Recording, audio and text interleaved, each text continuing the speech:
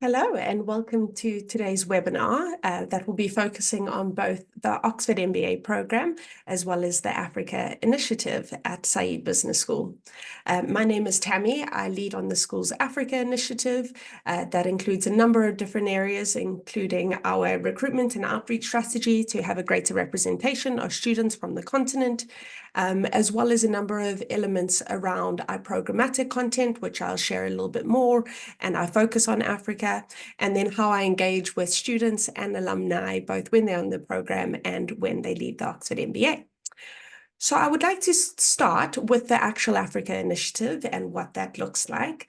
So the Africa Initiative stemmed from a pledge that we made back in 2014, actually, to have more than 10% of our class coming from Africa. At the time, back in 2014, less than 2% of our class was coming from the continent, with very limited representation from a number of the different countries, as well as a strong gender representation. So for us to have this target to have at least 10% of our class coming from Africa was a significant both aim and objective, but also something that we recognized as needing to invest in perhaps addressing a number of the barriers that might exist for our candidates from the continent, as well as ensuring that we had content that was relatable and relative to our African students and their careers as they go on past the MBA. So from 2017, we were very proud to have over 10% of our class coming from the continent. This is our 7th year now where we've had more than 10% of our class. I will give you a little bit more detail into what the class profile looks like, but we have very strong gender representation and a number of different countries that are represented within that mix.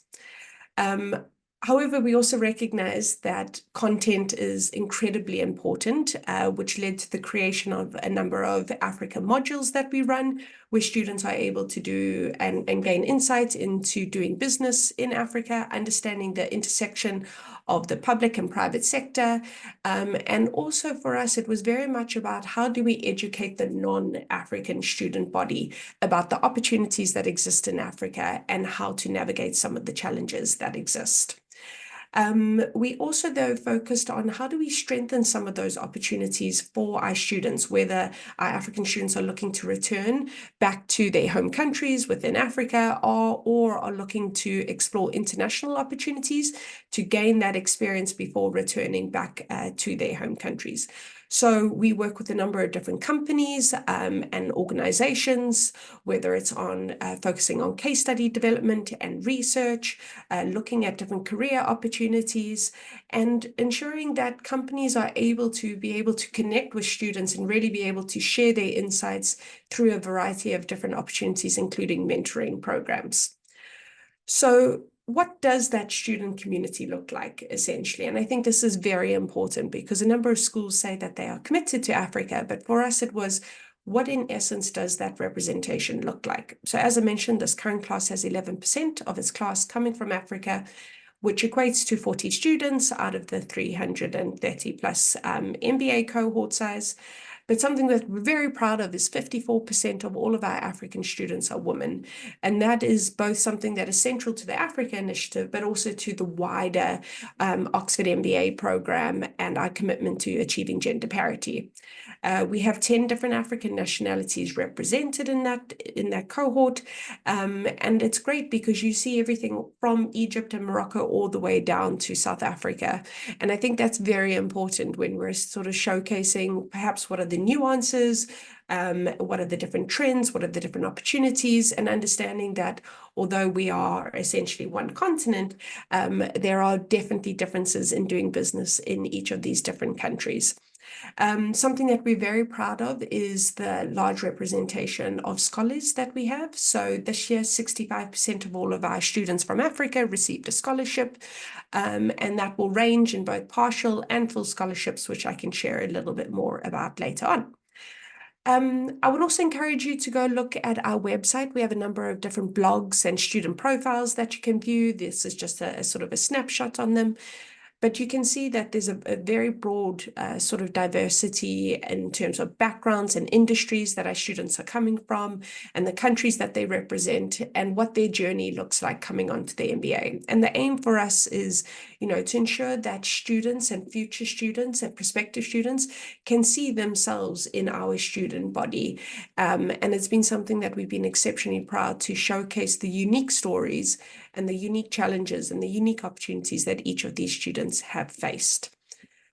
We then created something called the Oxford Africa Business Alliance. And the Oxford Africa Business Alliance is essentially a partnership between students, alumni, faculty, and staff, and we work collectively to drive the Africa initiative. However, within that, it's very important that we create those different opportunities that achieve those aims. We have something called the Invest Africa Business Mentoring Program, and this is a very unique program that we've created a number of years ago, where we essentially pair students with leading sort of C-suite leaders, whether they're working in infrastructure, energy, finance, consulting, across a different number of sectors. And we pair African students from the continent on the MBA program with one of those senior leaders. And the purpose of that is obviously very much a careers-driven agenda, where these leaders can perhaps give insights into how do you perhaps pivot or accelerate your career in a specific industry. But it's also very useful more from the personal development and those soft skills, whether you're looking at your negotiation skills, work-life balance, and these leaders can really give insight into how do you navigate your career journey as an individual, and also in the decisions that you need to make. And it's been very successful, and it's a year-long program that we run, but essentially the aim of it is very much for us to hope that these individuals will create organic relationships that will continue post-MBA and into their careers as well. The Africa Alliance also leads on the Oxford Africa Business Forum, which I'll share a little bit more on the next slide. It's something that we're extremely passionate about. And each year the students set the theme for that. The outgoing students will set the theme, and then the next cohort will work collectively with the school to deliver that. But a key part of the Alliance is to create a number of different events that we run. So these would form both within a speaker series event, networking events, career-focused events. And it's, again, the purpose of it is to be able to sit down with some of these individuals, these thought leaders, and really understand not just what their journey has been, but understanding the decision-making process, create relationships and opportunities for people to forge these useful networks for themselves as they move forward. We've had a range of speakers over the years. I have too many photos than the screen will allow. We have had heads of state, President of Ghana, President of Botswana, former heads of state, all the way through to CEOs of major firms, to entrepreneurs, to business leaders working within agriculture, within finance, within energy.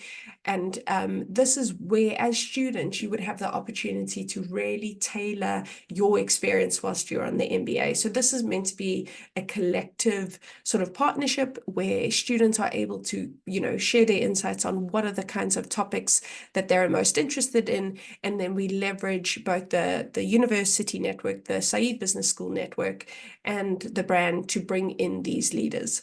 A key component of the Alliance, though, is very much to showcase culture. I think it's very important that we as Africans showcase the variety and the diversity that exists. And it's something that we're very proud of how do we influence, again, that wider student body that goes beyond just the Africa community, to showcase, how much culture still today informs how we do business within Africa itself. And it's been a beautiful sort of showcase piece each year as all the different students from across the continent come in and showcase their cultures, their backgrounds. It comes through in dance, in film, in food, and in music as well.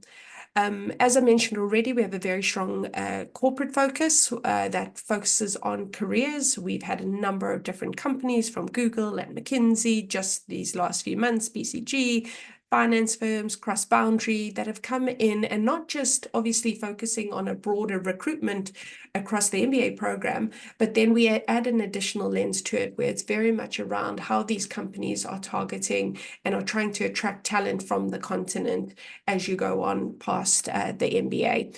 And it's a great way for you to be able to, you know, perhaps if you're looking to pivot into a different industry, be able to sit in front of these different companies, both on a global stage and those that are focused purely on Africa as well.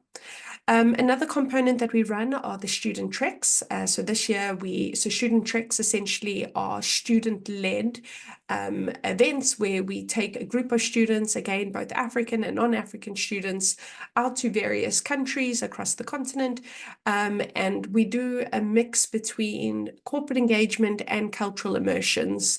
And it's a very nice way for students that are perhaps trying to get a soft landing into doing business in Africa and can get some exposure to sort of the different environments that exist, but also for our African students that are perhaps, you know, looking to move into a different country on the continent as well. This year we did Kenya and South Africa. Last year we did Ghana and Cote d'Ivoire. We've done Nigeria, we've done Rwanda, we've done Egypt, we've done Zimbabwe. So really great countries that are able to, you know, take the students from those countries are able to showcase what it is like to do business in there, and how though we can also showcase culture as well. As I mentioned, we run the Oxford Africa Business Forum. This is an annual forum. It was in its 15th year this year. We ran it in March. So each year it is in March. And as students, though, you have an amazing opportunity to really dive into this area. And it's something that the school is very passionate about as well. So, you know, this is not just a standalone student event. It's around how do we bring together the school insights, faculty insights, and the passion that the students bring and the networks that they bring to work on delivering a 2-day forum that is held in Oxford.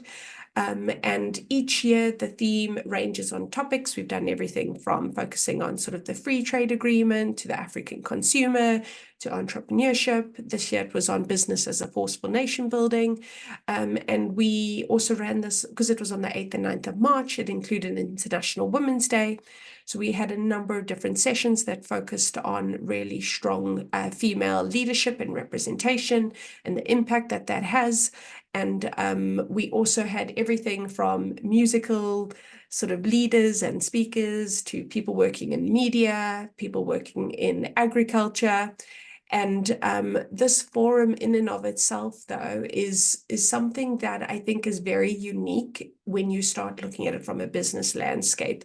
You know, we don't want this forum to just be another event. That's really great to have. It's around how do you create opportunities and inform that global audience? Because what we're essentially saying is that as our students go on into their careers across the globe, we want them to be able to influence the companies and the organizations and the other individuals that they work on to look at Africa as a place to invest in, a place to go and essentially focus on driving innovation and supporting entrepreneurs.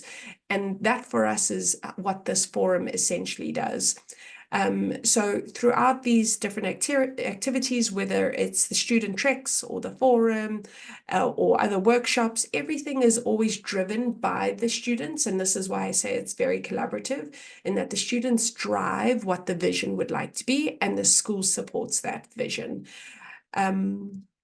Moving on to the next slide, which focuses on our electives. So as I'd mentioned, that content is very critical, ensuring that we have case studies and research and electives and guest speakers and faculty that are really able to talk to the nuances of doing business in Africa.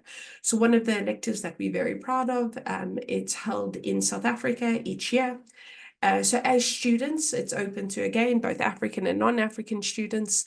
And the purpose of this is really to bring a student group together that will be able to understand the nuances, but also the complexities that is associated with doing business in Africa, and also how that relates to other emerging markets. You know, there's a lot of crossover between doing business in places such as India and Africa, for example. And what we try to do is leverage those insights that you perhaps gain from other emerging markets and put it through an Africa lens. This elective takes place over the April break. So essentially we have a break between our 2 terms, which is Hilary and Trinity, and our students go out for about 9 days where we do a mix of lectures as well as immersions. So we do company visits, we have guest speakers, we have panels, we attend a number of different sort of cultural elements that allow us to understand both the nuances of the history of South Africa, which is very critical, but also how that impacts still society today, and then obviously trends that exist across the continent. And I think for us, the big piece that we've seen in this elective is how we get people excited about doing business in Africa, and how we address some of perhaps the misconceptions and the stereotypical views that exist. So as students on the MBA, you can bid to attend this elective, and it's been in the top 3 electives each year, and something that we're exceptionally proud of, and would highly encourage you to find out a little bit more and consider that if you are looking at the MBA. Even if you are somebody that has a lot of experience in Africa, this elective definitely will accelerate that knowledge. So what then does the MBA essentially start looking like? So we have a 1-year program. So what we do is we take everything of a 2-year program and essentially compress it into a 1 year. There are a number of benefits in that obviously, essentially it is cheaper, it's less time away from work. But for me personally, I think the biggest benefit about doing a 1-year MBA is very much the skills that you develop in that intensity, because you perhaps have a little bit less time to, think and relax and sleep, and, perhaps think of things in an area where perhaps in a 1-year program, it's far more intense. You're having to learn how to form very intense relationships with individuals from completely different backgrounds to you. It enhances your communication skills and all the EQ skills that I think you cannot get but through this intense environment. As I mentioned, we have a number of different terms though. So how it's structured is that we have Michaelmas, Hilary, and Trinity, as well as then a summer term, which is the long vacation. And because we take everything that a traditional 2-year program has and compress it, it means you still have the option to do things like an internship. So in the first term is where you really focus on your core modules. So that's everything from your business finance and marketing and accounting, organizational behavior, etc. And it allows you to be able to hold yourself in any business or boardroom environment and understand the full scope and spectrum of the business landscape. But then as you go through your MBA, you really have the opportunity to tailor your MBA experience. So you can do a deep dive into a number of the different electives that we have. So whether you want to go down the finance route or the entrepreneurship route or the marketing route or strategy, you can start tailoring those electives to support your career aims as well. In the final term, which is within the long vacation, as I mentioned, you can either do an internship for credit, you can do a strategic consulting project where you work in groups and you work within an organization or a foundation to address a problem or provide a solution that gets presented back to the organization, or you can stay on and do additional electives. So the beauty of this is that, again, it really allows you to tailor what you would like to get out of your MBA. Something to highlight is the co-curricular activities. These are really useful. They don't count for credit, but they're really useful for students that are looking to pivot perhaps into, say, consulting. You could do the consulting development program. Those that are looking to accelerate their careers within the finance lab, or through the finance lab, whether you're wanting to go down private equity or impact investing or corporate finance. These are where we bring together, again, practical and theory. So we'll have companies that will be based within these different programs, and we merge together those different insights and leveraging the knowledge that you would have gained from the actual program content itself. There's also the Impact Lab, which is a very strong focus, obviously, on impact investing. For those students that are very much focused on that, you could also pick up a number of electives, which I'll show a little bit more about as well. You also will have the talent development program throughout the year, and that is in partnership with the careers development team, where they will work with you on perhaps when you have a coach, if you're looking to develop your negotiation skills or your leadership skills or your communication skills, work-life balance. So I highly encourage you to utilize that talent development program as well. This is just a snapshot of some of the electives. Highly encourage you to go look at the website. You'll be able to get a detailed blurb on what each elective is about and what the learning outcomes are about. And this is the electives are reviewed each year and are updated. And it's very much, as you can see, everything from the entrepreneurship and strategy all the way into sort of corporate turnarounds and the Africa piece as well. So if you'd like to know more, I'm sure if you look on our website, you'll be able to find all the curriculum that relates to these electives. I've showed you what the Africa profile looks like, but this is what it then relates to into the class profile. So in the current class, we have 334 students from over 63 different countries, so very diverse. I think if you were to actually go and ask the number of students in terms of where they've actually lived and not just their nationalities, that number would be well over 100. So it means you get access and insights to networks, both as a student, but also as an alum, into any country essentially across the globe. And it's really the power and the value of the brand and of the MBA itself. Again, I had already mentioned, we're exceptionally proud that we are only one of two schools that have actually achieved gender parity and then some. So 51% of all of our MBA students are women. And that also lends itself to the Oxford Women in Leadership Alliance, which is something that I also lead on.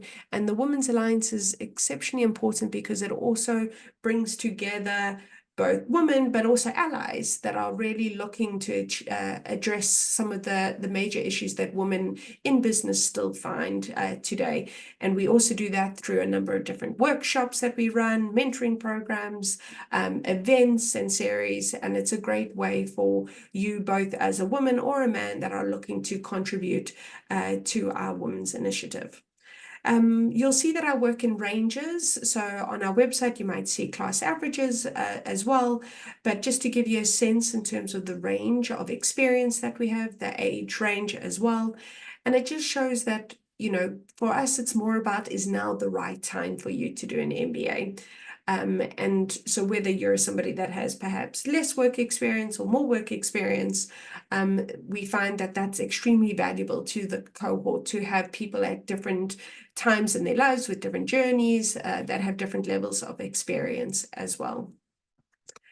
And then just to give you a bit of a snapshot on then where our students go, I think this is a very important slide because it does show you how pivotal the MBA can be to your career. So whether you are looking to pivot sector or industry, you can see 58% of our students were able to switch into a different sector post-MBA. 66% switched location, 64% switched job function, and then 27% essentially switched all three. So you can also have a look to see where people have landed in terms of which industries. There is an employment report on our website if you would like a little bit more detailed information on sort of salary ranges and outcomes and the kinds of companies that are recruiting our students as well. And then I just wanted to highlight colleges because I think colleges are a very unique sort of perspective of Oxford. That collegiate system allows you to connect with people, not just within the MBA cohort or the business school community, but how do you connect with people across completely different disciplines across the wider university? And that is through the colleges. So every student at Oxford belongs to a college. And your college essentially is your pastoral care, essentially. It's where you could choose to essentially live and eat and have dinners. But the most powerful thing about the colleges is how it connects you then with students from different disciplines, whether they're studying anthropology or computer science or African studies or public policy or medicine. You'll be able to have college dinners and formal balls where you'll be able to interact both also through faculty with these individuals. And what it does is it takes you at MBA network and expands it, you know, across a whole bunch of different community groups and essentially then alumni. And it's very powerful because I think, you know, a lot of what our students do means that they have to engage and connect with people that perhaps fall out of the traditional business landscape. If you're somebody, perhaps you're an entrepreneur and wanting to work in the health tech space or agri-tech or ed tech, for example, being able to connect with people perhaps in that healthcare space or within the energy space at the Smith School is extremely powerful and very useful as well. The colleges, as I said, everybody belongs to a college, so you would be able to put forward an option of, once you're successful in the MBA, which college you would like. There is a very long list and lots of links on the main university website that will take you into the various different colleges. But essentially, they're all beautiful colleges. They are, Oxford is an university town, so everything is always generally within walking or cycling distance to each other. But as students, you will be able to attend different events at different colleges. And for example, we run our Oxford Africa Business Forum, and our gala dinner that we hold takes place at Balliol College in their dining hall as well. And then I just wanted to chat on application requirements, and I'm going to do this in two parts. One is what are the requirements, and then perhaps what strengthens your application within these areas. So as you can see, there are a few mandatory requirements. Everybody needs to have an undergraduate degree. You need to have professional experience, at least 2 years. You need a GMAT or GRE, and you need 2 references. You need to complete an online assessment, which I'll chat a little bit more about, and then have a supporting statement as well as proving your English language proficiency.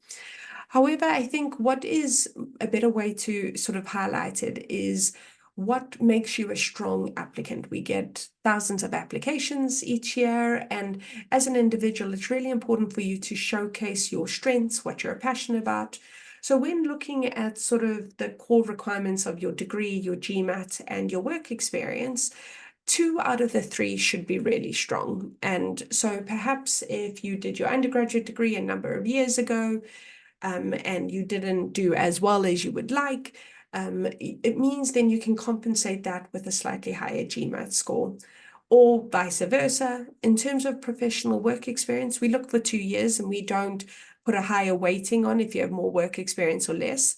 What we are, though, looking for is your ability to communicate what your experience to date has taught you and how well you are able to articulate that and share that, because that is the true value of the MBA. Is we bring together a group of students that have a lot of experiences. We put that through the lens of teaching programs, but the true value is how you're able to communicate those shared experiences so that you are able to learn from other students as well. As you saw, our students go into a number of different industries. So we have people that then come from a broad range of different industries, and that will include from your traditional finance and consulting, but we've had, professional ballet dancers, we've had bakers as entrepreneurs, we have engineers, we have computer scientists, we have farmers, we have people working across different industries. And that is really the beauty of Oxford, is that we embrace that and we want people coming from those different disciplines, because we feel it makes the MBA class far richer in terms of the experiences that you're able to get. So everybody needs to provide 2 references. You can, if needed, provide an academic reference and a professional reference. However, professional references do carry a lot of weight. My advice to you is when you are looking at doing letters of recommendation from your referees, is that it's far more valuable to have people that are invested in you and understand what you essentially bring to the table more than what their job title is. So a comprehensive letter of recommendation should really speak to certain qualities and skills and back that up through examples. So a great referee would really highlight 1 or 2 core competencies that perhaps focus around leadership and teamwork and communication, and really highlight that through your value within an organization. So perhaps a project that you've worked on, when you've had to step up in leadership, and how you've perhaps taken feedback in some of the areas that you need to grow in. So making sure that you have somebody that is really prepared to write such a comprehensive letter is far more important than trying to get your direct line manager or the CEO of an organization that perhaps doesn't know you as well. Our online assessment, which is our Kira assessment, includes a number of different video assessments and a written assessment, but primarily video assessments that focus on some of those core competencies. It allows us to understand your motivations as to why you would like to do the MBA and why specifically at Oxford. But then it also goes on to really start addressing some of those areas that are very important to sort of like those EQ skills. So again, perhaps where you've had to influence senior leadership, how you've worked with different stakeholders, how you've worked within a team, and we'll ask for examples within that space as well. Your supporting statement, which is essentially an essay, and it gives you the opportunity to provide any further information. Highly encourage you to utilize this essay to showcase something, perhaps either that you're particularly proud of, perhaps something that you've overcome. I would not utilize it to essentially repeat what we might see in your CV or through your academic results. Telling us that you were potentially first in the class or that you have additional qualifications does not carry as much weight as somebody that is able to bring together a story of why you're passionate about something, what that links to the MBA, and then what that means when you go on past the MBA. There's an entire section within the application that allows you to talk around your career aims as well. So really make sure that that personal statement is something that relates to you and your journey, and that gives us insight into your story as well. All students are required to essentially prove their English proficiency. So depending on your nationality, I'd encourage you to go look on the website. You'll be able to find out more information on either getting an English waiver or if you're needing to do TOEFL or IELTS. And if you have perhaps studied in the UK before, if you have an English degree, there are some other ways that you can waive that, but it is very personalized based on your own circumstance. So I would encourage you to look on our website. There's a very detailed section on which of the different elements you could use to prove your English proficiency as well. So I think all in all, looking at this, it's really around how do you ensure that you tell us your story? So making sure that you pick a few things that are far more valuable as opposed to trying to put in a lot, but only being able to talk a little bit about it. And it should all tell a strong narrative. If you're somebody that says you would like to do something specific post-MBA, that should be reinforced by your referees. It should be reinforced by your personal statement and then obviously in your interview.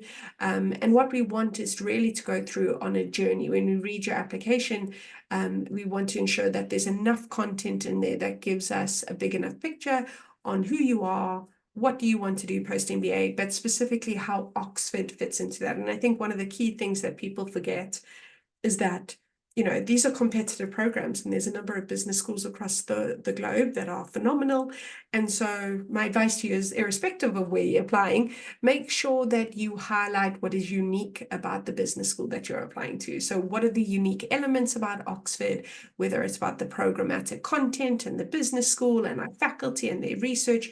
Ensure you really do enough research into what are the core unique attributes of Oxford, as opposed to just saying you would like to do an MBA, because it's very important that as a business school, we also feel that you are somebody that will be a strong ambassador for us as you become alumni.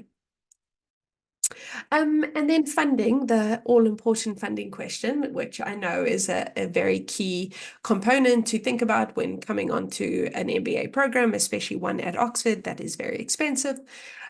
So what I will say about funding is that a couple of things. One is that you won't know if you've got a scholarship or what the chances are of you getting a scholarship until you go through the process. So some of this is trusting the process. I have a number of candidates that will come to me and say, oh, I don't know if I'm going to get a scholarship, so I'm not going to apply because I need funding to be able to attend. The thing is, if you don't apply, you will never know if you're going to get a scholarship. So part of that is very much, committing to that process and going through it.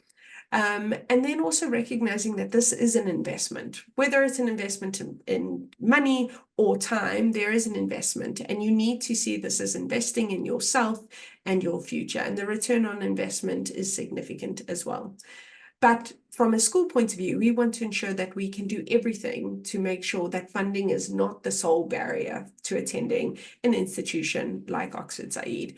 And therefore, we have created and work with a number of donors, a number of foundations to ensure that funding opportunities are available for students. Some of these scholarships are partial scholarships, so they generally range from about £20,000 all the way up to full scholarships for tuition fees. Some then on top of it include living expenses.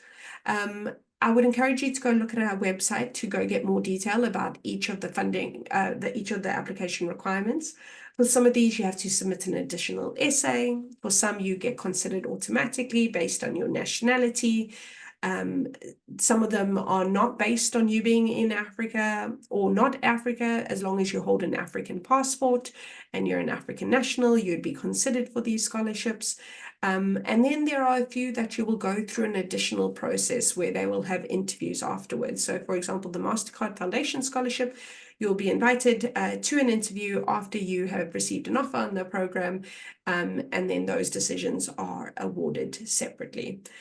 Some of these scholarships are not dedicated just for African students, but I just wanted to highlight them because they tend to have a number of students coming from the region. So the Laidlaw scholarships focus on needs-based funding for women.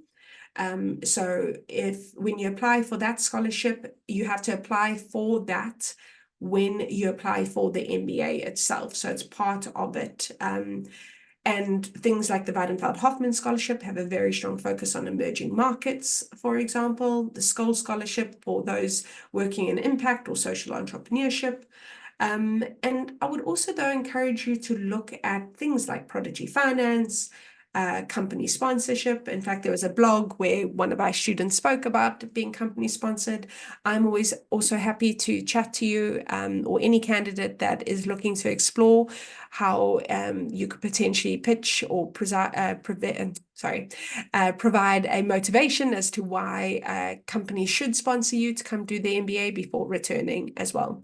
And I just wanted to highlight the Chevening Scholarship. It's not a scholarship that we administer. It's delivered by the UK government, and it's part of the Commonwealth scheme. So if you're in a country that is part of the Commonwealth, you can apply for this scholarship, and it covers partial tuition fees, but also substantial additional fees like flights and living expenses as well.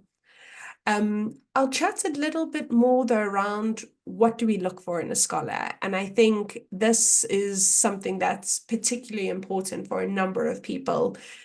And obviously, there are some scholarships that are needs-based, but even those, like, for example, the Laidlaw Scholarship, it's very important to ensure that you align your motivations to what the scholarship is actually also trying to support. So for us, for all the Africa scholarships, whether it's the MasterCard scholarships, the Saïd Foundation scholarships, the Adara scholarships, essentially, we are looking for candidates that have a strong focus on Africa with a strong desire to give back. Now, that does not necessarily mean you have to be based in Africa currently, and it does not mean that you need to go back to Africa immediately. However, there are some scholarships that require that, like the Weidenfeld-Hoffman Scholarship. So, have a look at the different scholarships. But what we're rather wanting are people that have demonstrated either how they have committed or contributed to Africa's economic development, or through mentorship, or through supporting communities with Africa, or how they plan to go on and do that in the future. And so making sure that you highlight that both as an individual, don't be afraid to really, bring that out front and center around why you are passionate about Africa. What is your vision for Africa? Even if perhaps you're looking to work in Europe for the first couple of years, really emphasizing that throughout your application is very important. For the more specific scholarships, like the MasterCard scholarship, etc., there are some set questions that they'll ask you on, give me an example when, and how do you perhaps define leadership, and giving, showcasing a few examples of specific topics that might be relatable to their scholarship program. What I would say is don't wait, especially for some of the scholarships that require additional essays within the application. Don't wait until the very last minute to do that. Your application might be fine for the MBA, but then you realize you have a number of different sort of scholarship essays that you need to do as well. But also rest assured there are a number of scholarships that you'd just be considered for automatically that don't require any additional applications. And I think, it also must be said that at the end of the day, these scholarships are also merit-based. So making sure that you are able to demonstrate it, whether it's through your academic merit or potential. It can be showcased in a number of other different achievements that you've had, both personally or professionally. So make sure that that is reflected on your CV, for example, within interviews that you may have, and ensure that at the end of the day, we're looking for people with really strong communication skills, because at the end of the day, you're going to be an ambassador for us as an alum as you move on. So you'll notice that I haven't covered anything specific about the stage deadlines because we have finished our application, the structured application deadlines for this year. We are considering if there will be another open stage in the coming weeks. So if you are interested in still applying for this year, please continue to monitor the website. But if you're looking for next year, applications will open on the 1st of August for that. And you'll be able to see an update on what the various different admission structures, processes, deadlines will look like. But we're currently working on that. What I can say, though, from a funding point of view, no matter what, if funding is of a significant importance or barrier to you, make sure you apply by the January deadline or the date that gets published for January, because all of our central university scholarships, all the major scholarships that we offer, you need to have applied by that January deadline in order to be considered for those scholarships. So that brings me to the end of my webinar. Thank you so much for joining. I hope you found today's session useful and insightful. I would encourage you to reach out to our recruitment and admissions team if you have any questions. Also, please go onto our website if you'd like to find out more about the Africa Initiative. You can send through a CV or request a call with our recruitment team to understand your profile a little bit more. You can download our brochure. Also, for those that were interested in the Africa Forum, I put the link for the Africa Forum on that page, but please do go have a look at the website to go look at the YouTube videos. We record all of the sessions, so that is all available for you, as well as other future events. So thank you so much for joining. Please do reach out to us, and we hope to see as many of you joining us in a potential future MBA cohort. So thank you very much.